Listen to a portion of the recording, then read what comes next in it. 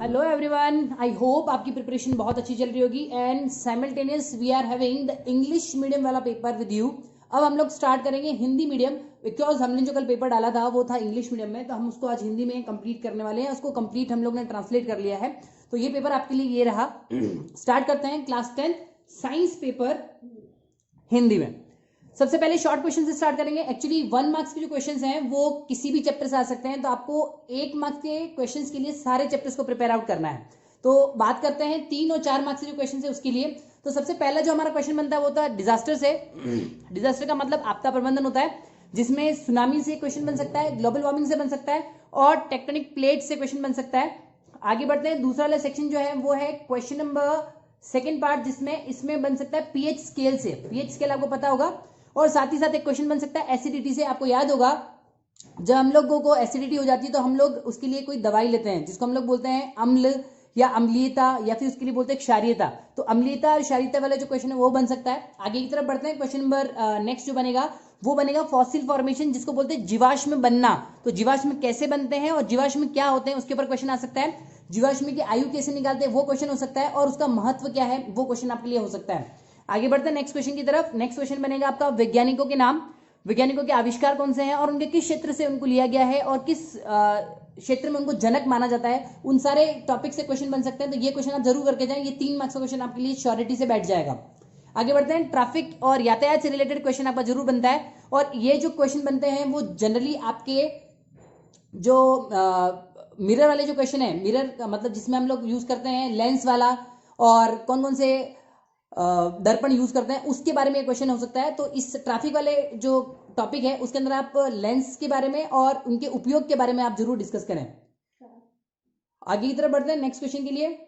Next question जो बनेगा वो बनेगा आपका साबुन और अपमार्जक क्या होते हैं, उनके बीच में डिफरेंस क्या हो सकता है, और साथ ही साथ ये हो सकता है कि ब्लीचिंग पाउडर जो है, जिसको ब्लीचिंग पाउडर ही बोलते हैं हिंदी में भी, उसमें अपमार्जक और साबुन में उनके फॉर्मूलाज पूछे जा सकते हैं और उनके उपयोग क्या है वो पूछे जा सकते हैं। आगे बढ़ते हैं नेक्स्ट क्वेश्चन की तरफ। नेक्स्ट क्वेश्चन में है उपग्रह जो है उनकी क्या इंपॉर्टेंस है, उपग्रह क्या होते हैं और हमारा उपग्रह का नाम क्या है। उसके अलावा जो कृत्रिम उपग्रह होते हैं वो क्या होते हैं, एलियंस क्या होते हैं, एलियन के बारे में डिस्कस आ सकता है, और स्पेस स्टेशन जो है उससे रिलेटेड क्वेश्चन बन सकता है। तो ये सारे क्वेश्चन आप अच्छे से करके जाएं।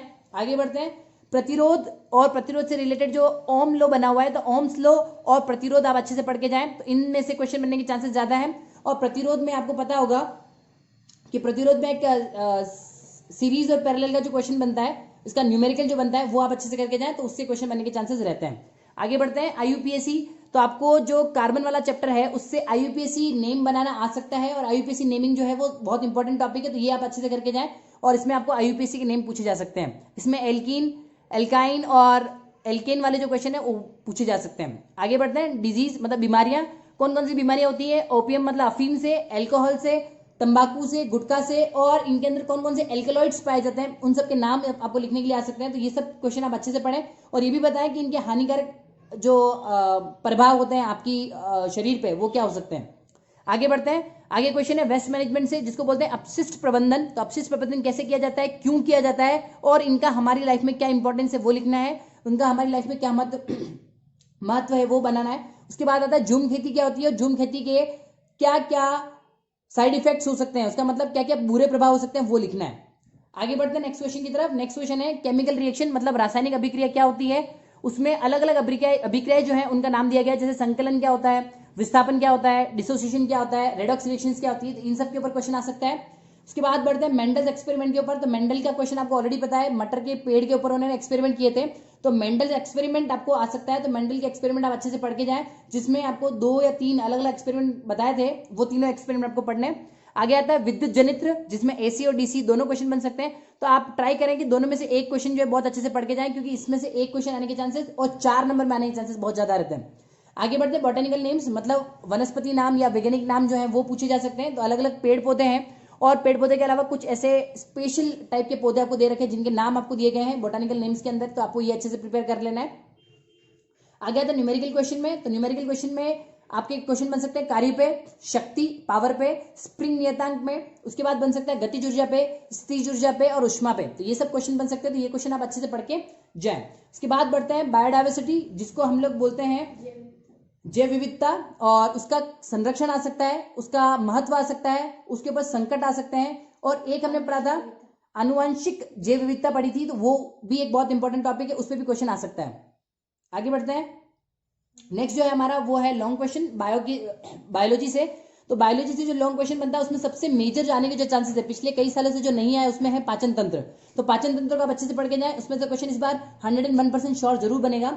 उसके बाद आता है रक्त परिसंचरण तंत्र और हृदय की पूरी वर्किंग आ सकती है आपको लिखने के लिए। तो आप हृदय और रक्त परिसंचरण तंत्र जो है उसमें रक्त के प्रकार कितने हैं, कार्य क्या है, वो सब लिखना है। आगे आ सकता है प्रजनन तंत्र।